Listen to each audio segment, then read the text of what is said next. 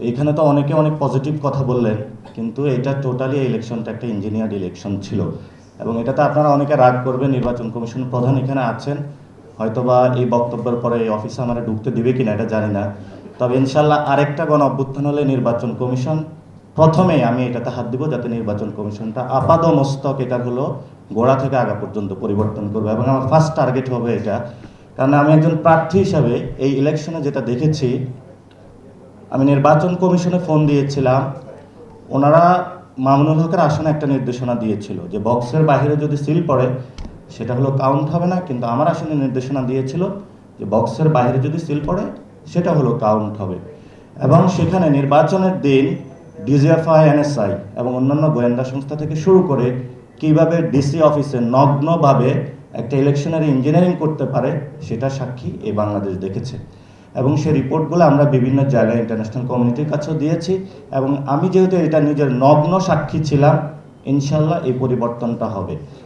এবং বাংলাদেশে বলা হয়ে থাকে যে আমাদের যে নির্বাচন কমিশনের জায়গাটা অনেক যদি মেরুদণ্ড সোজা থাকে তাহলে বাংলাদেশটা অনেক দূরে এগিয়ে যায়।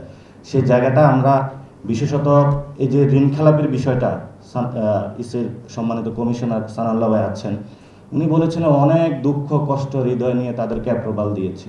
কেন? আপনার দুঃখ কষ্ট থাকলেই তো আপনি সংবিধান লঙ্ঘন করতে পারেন না। এটা আপনার একটা কমিটমেন্টের জায়গা, আপনি তাদেরকে ছাড় দিবেন না। এবং এখানে যেইভাবে হলো নগ্নভাবে মারামারি হয়েছে ঋণ খেলাপের নিয়ে, ইলেকশন কমিশনের সামনে যেভাবে ঘেরাও দিয়ে তাদেরকে নিয়ে নেওয়া হয়েছে, এটা বাংলাদেশের সভ্য ইতিহাসে এটা এই গণ অভ্যুত্থানের পরে এটা আপনারা করতে পারেন নাই, এবং কিন্তু করেছেন আপনারা। যাক, আল্লাহ আপনাদের উপরে একটা ব্লেজিং দিয়েছে আমাদের এই প্রধানমন্ত্রীর, সেই প্রধানমন্ত্রীর ব্লেজিং নিয়ে আপনারা আছেন, থাকবেন। কিন্তু লোকাল গভর্নমেন্টে আমরা আশা করব যে আপনারা এই ধরনের কোনো অ্যাক্টিভিটিসে যদি যান, সেটাতে হয়তোবা মানে রাজপথ খুবই পরিস্থিতি উত্তপ্ত হবে। সেই সময় যখন আফরোজা আব্বাস নির্বাচন কমিশনের সামনে ওই যেটা হলো বিভাগীয় যে কমিশনার অফিসের সামনে 5 থেকে 6 হাজার লোক নিয়েছিল, আমি ডাক দিলে সেখানে 50 থেকে 1 লাখ লোক আসতো, তাহলে একটা রক্তাক্ত মারামারি হইতো, অনেকগুলো লাশ পড়তো। আমি শুধু একটা কারণে সরে আসছি, যে যদি ওই হসপিটালে যায় যেই বাবার ছেলেটা মারা যেত আমি তাকে কোনো জবাব দিতে পারতাম না, এই জন্য হলো আমি সরে আসছি। তো ইনশাল্লাহ এটা কিন্তু বাংলাদেশে বিচার হবে। এই নির্বাচন কমিশনের যারা এই নির্বাচনে নেতৃত্ব দিয়েছেন তাদের বিচার ইনশাল্লাহ ভবিষ্যতে আমরা বাংলার মাটিতে করব। এবং সাথে সাথে লোকাল গভর্নমেন্ট ইলেকশনে যদি এর থেকে কোনো বাজে পরিস্থিতি হয় সেটার বিরুদ্ধে আমরা শক্ত হাতে প্রতিবাদ করব।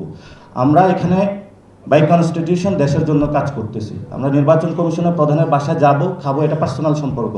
যারা নির্বাচন কমিশনার আছেন আপনারা আমাদেরকে দোয়া দিবেন, আমরা আপনাদের দোয়া দেব। কিন্তু যখন আপনারা একটা চেয়ারে আছেন সেই চেয়ার ধরে আমরা কথা বলবো। আর আমি এখানে যখন কথা বলছি, আমি ব্যক্তি না ছেড়ে কথা বলছি না, আমি এনসিপির একজন প্রতিনিধি হয়ে কথা বলছি। আমরা যেটা বিশ্বাস করি সেই বিশ্বাসটা বাংলাদেশে ইনশাল্লাহ বাস্তবায়ন করব।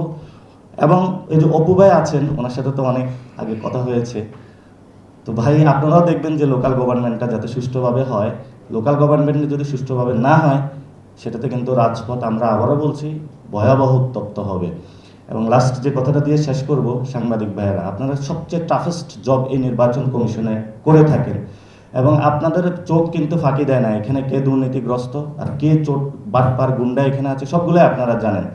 কিন্তু হলো আপনারা হয়তো বা মালিক পক্ষের চাপ বা অন্যান্য চাপে এগুলো বলতে পারবেন না। কিন্তু আশা করব যে একটা সময় যে যারা রিপোর্টার্স বিয়ন্ড বর্ডার থেকে আছে, এই ধরনের ইন্টারন্যাশনাল অর্গানাইজেশন, সেগুলোর সাথে আপনারা কানেক্টেড হবেন।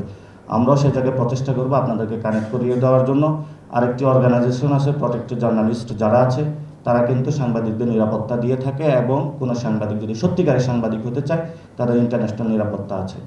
আমরা ইন্টারন্যাশনালি সেই জায়গায় এগুলো কানেকশন বিল্ড আপ করতেছি। ইনশাআল্লাহ আশা করি যে বাংলাদেশের সাংবাদিক জগৎকে আমরা নতুন করে সাজাবো, এবং নতুন করে আপনাদের সংবাদের মধ্য দিয়ে অ্যাটলিস্ট নেপালের ইলেকশন কমিশন থেকে আমাদের ইলেকশনের কমিশনটা ভালো হবে, সে প্রত্যাশা রেখে আমি আমার কথা শেষ করছি। আসসালামু আলাইকুম রহমতুল্লাহ। ধন্যবাদ।